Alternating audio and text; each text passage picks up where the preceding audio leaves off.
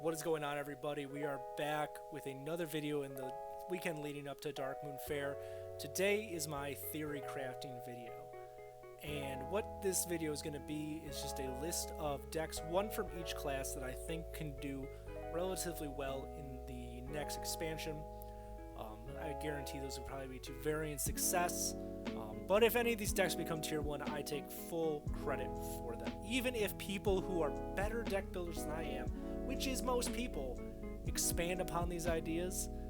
They probably got it from a channel with 35 subscribers, obviously, but I'm taking credit for it. Before we get into this video, guys, remember to like and subscribe to keep up with the content I make, and it helps the channel out a bunch, so thank you so much. So the first class, and we're going down in alphabetical order, is Demon Hunter.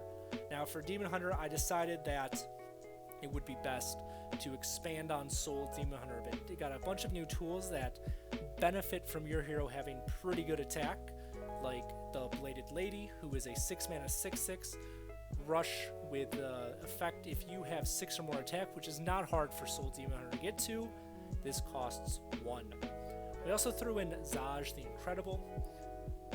I feel like there are cards in this deck that you want copies of. Zaj is a 5-mana minion that copies the left and rightmost cards in your hand.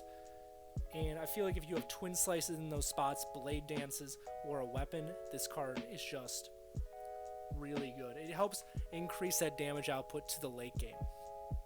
We also dropped Altruis and Penflinger and threw in Il'gynoth. Il'gynoth with the Eldrachi Warblades, some Twin Slices, and Soulshard Lapidary. Make it so when you gain life-stealing health, instead of healing that health, you deal that damage to your hero. It's the enemy hero. It's a really interesting endgame burst card. We also threw in Relentless Pursuit, which gives your hero +4 attack and immune this turn to trade into big minions. We did not put in Stilt Stepper, I'm sorry. I feel like the curve of this deck is high enough where a 3-mana draw 1 card will not always give you that extra attack. And those are the cards we had. I feel like those cards allow Soul Demon Hunter to be a little more controlling, to end the game with larger burst, and also have a bit more board presence. So getting on to the next one, we have Embiggen Yawg Druid. Now my original idea with this deck was to put a bunch of low-cost spells in this deck, Gadget and Auctioneer, and you draw a bunch of cards into Yawg Saron, the new one of Maddness to Darkmoon Faire, I'm sorry. But the issue was, back when that deck wasn't standard, there was also Jade Idol in standard, which was a choose one 1-mana spell that either summoned a Jade Golem, which got bigger the more often you played a Jade Golem, or shuffled more into your deck to avoid the fatigue. Unfortunately, we don't have a card like that now, so instead I thought, what can Druid do really well with low-cost spells, and Embiggen came to mind. We have a bunch of... Embiggen, if you don't know, is a 0-mana spell that gives all minions in your deck +2/+2, but they cost 1 more, but never more than 10. And so with all these low-cost spells, you can juice up Yawg pretty quickly. We also threw in Kiri the Chosen Elune to get more benefit off of our spells. And we also threw in Umbral Owl, which is a 7-mana 4/4 with Rush that costs 1 less for each spell you play. And playing Embiggen on this will just make it still cost 7. It becomes a 7-mana 6/6 and a 7-mana 8/8. And we have a bunch of big minions like Wind Guardian and Dragons to benefit Breath of Dreams. And we're just going to cycle and eventually either play a bunch of big minions or dragons or end the game with Yawg Saron. So the next deck we have here is Highlander Hunter. This is the only Highlander deck I'm putting in. And the idea with this deck is, instead of just going face a bunch with your cards like Bran or your Zephyrs or a bunch of low-cost minions, we actually play a bit of a tempo game plan. And we have a curve that which a bunch of 1s, 2s, 3s, some 4s, 5s, all the way up to 7, 8, 9, and even 10. We actually top out with N'Zoth because Highlander Hunter has a lot of room for more of these different minion types. We have beasts with like Phase Stalker. We have some demons that aren't really impactful with Demonic Companion. We have a all minion with Circus Amalgam. We have some mechs with Dragon's Bane. We have some dragons with cards like Maddness Drake. Varanus is not in this deck. I think I kind of missed that card, so I apologize. Varanus can easily go slot into this deck somewhere. We have board presence with Ace Hunter Crane. We even have Death Rattle value with Jewel of N'Zoth. So this deck itself is designed to be more of a tempo value deck rather than, say, a face deck. And that's the kind of style I like to play a little more. We also run some secrets. We run Pack Tactics. We run Freezing Trap. We have Open the Cages, which is another new card. And we have some Dragon Synergy with Corrosive Breath, Primordial Explorer, and Maddness Drake. We even run Dragon Queen Alexstrasza for some extra value. So I think this deck can be pretty powerful if the meta allows for more of a tempo game plan rather than just an aggro go face game plan. So this one coming up is Mage. Admittedly, Mage is a little less interesting. We really know from the Scholomance meta that Cyclone Mage was really powerful. And even though Mage got some elemental synergy, I still think that's a really powerful way to go. And we added Deck of Lunacy to this deck. We have a whole bunch of low-cost spells like Devolving Missiles, Magic Trick, Primordial Studies, Ray of Frost. We run cards like... We don't even run Wandmaker, though I think you could, and you could also easily run Cobalt Spellkin for even more low-cost spells. We have some elemental synergy with Gyro Worm, so you can always play that as a quick follow-up for a tempo play. We threw Firebrand in the deck for another tempo play, but the whole idea of this deck is to make your 1-cost spells cost 4, so a bunch of Fireballs, for example. With Deck of Lunacy, you can discount them with Sorcerer's Apprentice and get value off of that. I think this deck is here to stay. It may not exist in this exact form, but the Sorcerer's Apprentice, Evocation, Mana Cyclone, Deck of Lunacy combos, I think, are really powerful. So coming up, we have Paladin. And again, Paladin is like Cyclone Mage. It's a deck that hasn't changed too much.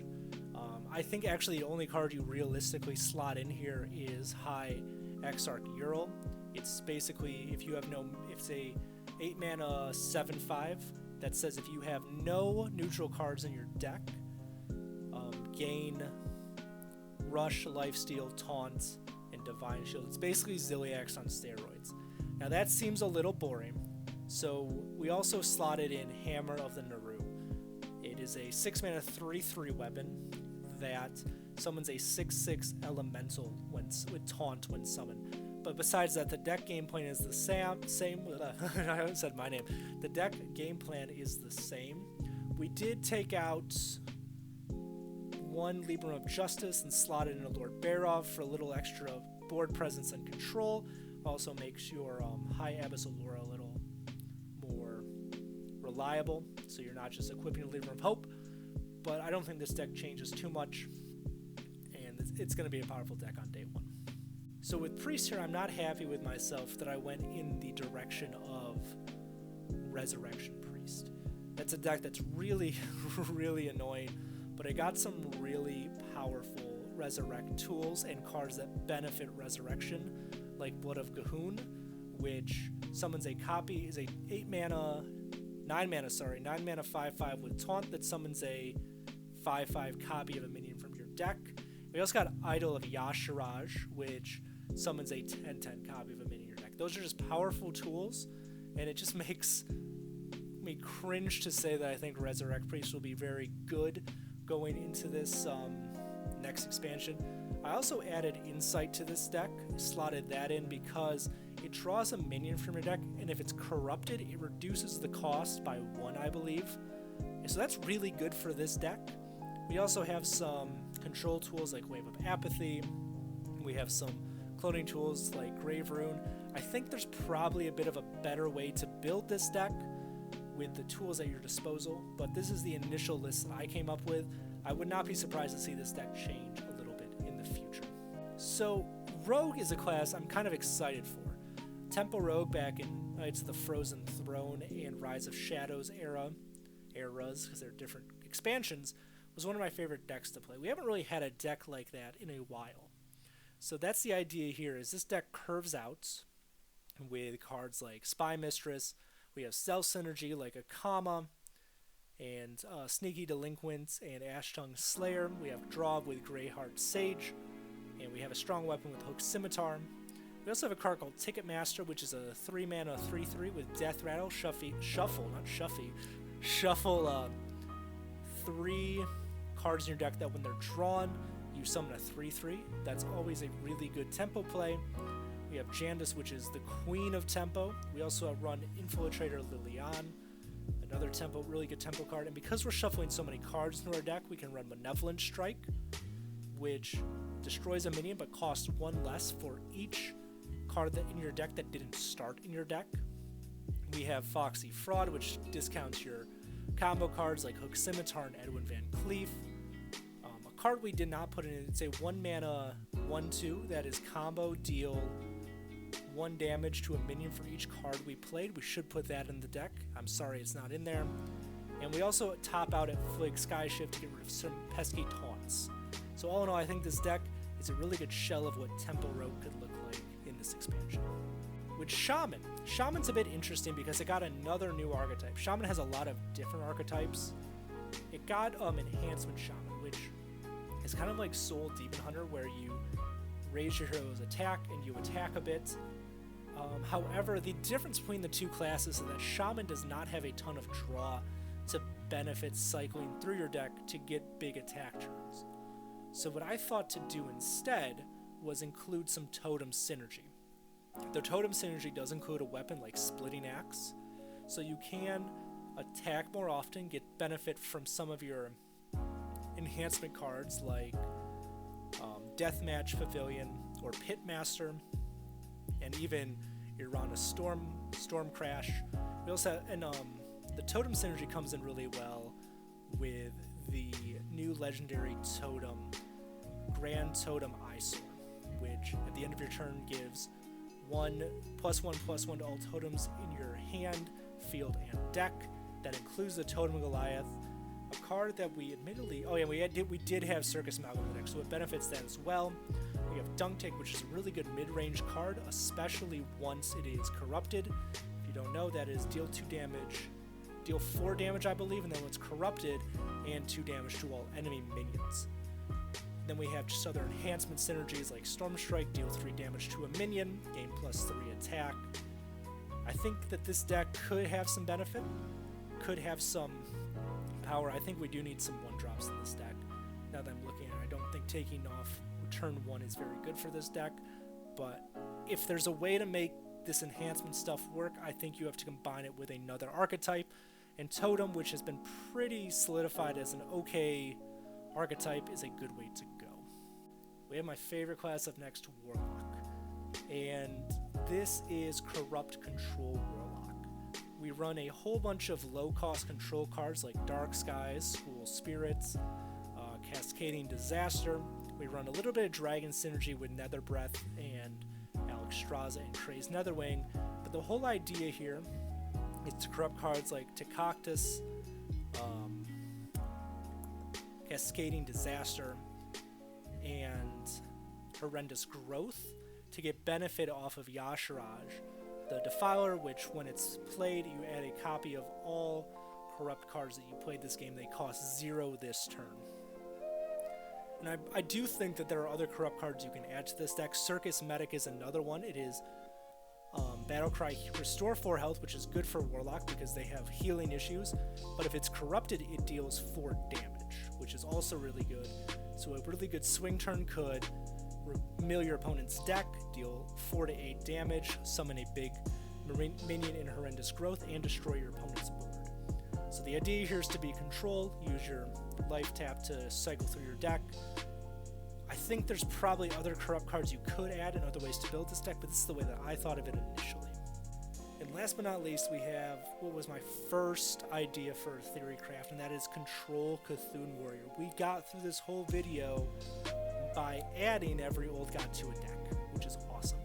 This takes that Control Warrior shell that I played a few days ago on the channel, and the idea here is just to top out with Cthulhu the Shattered, which takes the place of Elysiana in some decks.